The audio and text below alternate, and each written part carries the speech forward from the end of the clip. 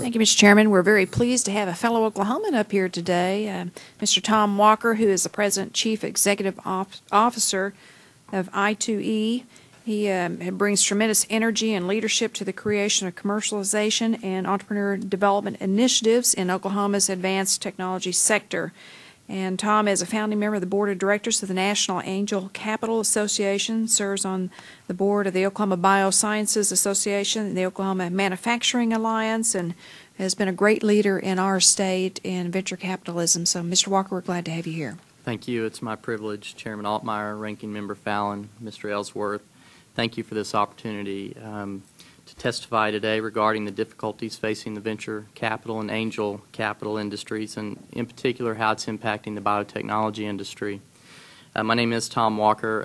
I2E is a nonprofit corporation in Oklahoma that assists advanced technology companies, and we provide specialized commercialization services and access to risk capital in the earliest stages of a company's life, especially to those companies facing the funding gap that we commonly refer to as the Valley of Death.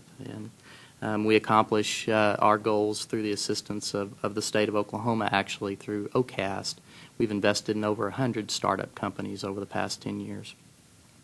However, today I'm testifying on behalf of the Biotechnology Industry Organization, an organization representing more than 1,200 biotechnology companies, academic institutions, state biotechnology centers, and related organizations involved in the research and development of healthcare, agriculture, industrial, and environmental biotechnology products. The overwhelming majority of biomember companies are small, early-stage, research and development-oriented companies.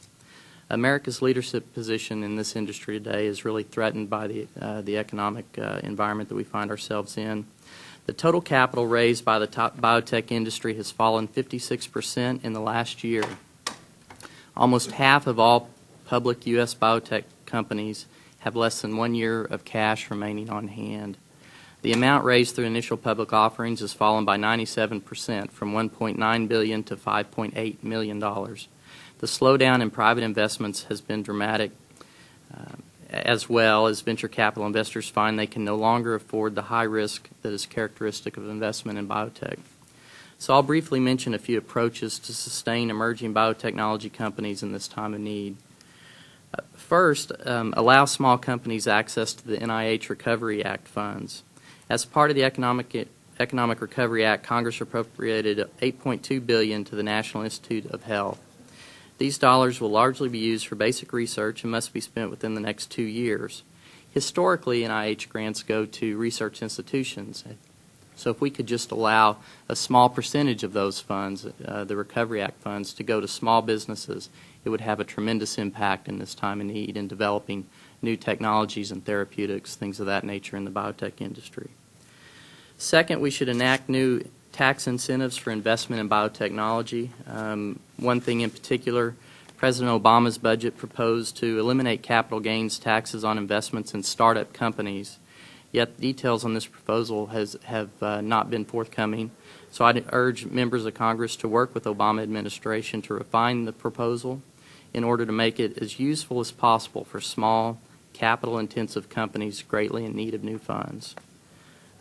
Third, I'd like to bring up the amending the SBIR eligibility rules related to venture capital. This has been a highly successful program for injecting government dollars into small innovative firms. The SBIR program currently excludes companies that receive a majority of their funds from venture capital investors. So enactment of the SBIR reauthorization and considering changes to allow for greater participation of companies that receive VC funds is more important than ever in this current economic climate. Fourth, I'd like to consider creating a funding mechanism for high-growth companies, a new funding mechanism, perhaps a grant, even a loan program that's really targeted to high-tech companies, really targeting a specific stage even. For those companies that are unable to raise funds should be considered. This program need not be permanent or add to the deficit, especially if structured properly. I think there are terrific best practice examples at the state levels that we could look at to really model a program for the SBA. As private investors wait on the sidelines for the financial markets to recover, Government can help to fill the funding gap through narrowly targeted measures. I would suggest that we are far better off spending a little money today rather than seeing a whole generation of America's most cutting-edge science-based industries decimated by the current capital environment. Thank you.